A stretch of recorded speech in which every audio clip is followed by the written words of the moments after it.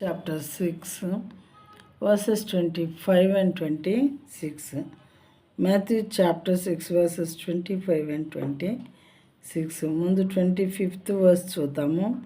Therefore, I tell you, do not be anxious about your life, what you will eat or what you will drink, nor about your body, what you will put on.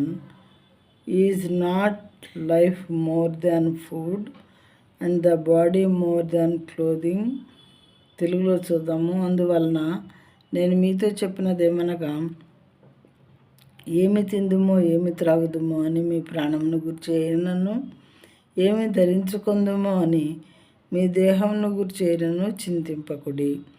ఆహారము కంటే ప్రాణమును, వస్త్రము కంటే దేహమును గొప్పవి కావా అని దేవుడు అడుగుతున్నారు. ప్రియమైన వాళ్ళారా, కొంతమందికి ఎప్పుడు ఇదే చింత. ఏం తింటాం, ఏం త్రాగుతాం, ఏం ధరిస్తాము, వాటి గురించి చింతిస్తూ ఉంటారు. ఇంకా కొంతమంది అయితే లక్షలు కోట్లు క్రోర్స్ ఆఫ్ రూపీస్ సంపాదించుకుంటూ ఉంటారు.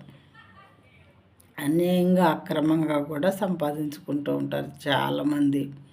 మనలో అలాంటి వాళ్ళు ఉన్నారేమో. వాక్యం వినే వాళ్ళలో జాగ్రత్త ప్రియమైన వాళ్ళరా. అన్యాయంగా సంపాదించింది మంద కాంది ఏదైనా సరే మన దగ్గర ఉంటే అది పాపము అని దేవుడు చెప్పుచున్నారు. మనం కష్టపడి సంపాదించుకున్నదే మనది అవుతుంది, కానీ ఇతరులది ఏది మనం అన్యాయంగా తీసుకున్నది మనది కానే కాదు. పైగా మనకి పాపాన్ని మిగిల్చేదిగా ఉంటుంది ప్రియమైన వాళ్ళరా.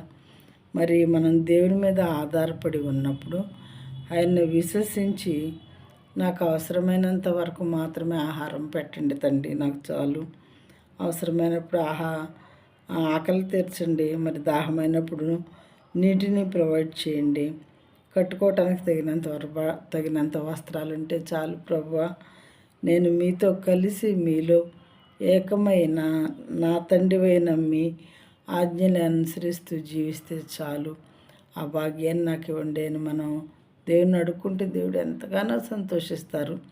ఎందుకంటే అవన్నీ రీజనబుల్ కోరికలే కాబట్టి ఖచ్చితంగా మనకు ప్రొవైడ్ చేసే తండ్రిగా ఉంటారు ఆయన.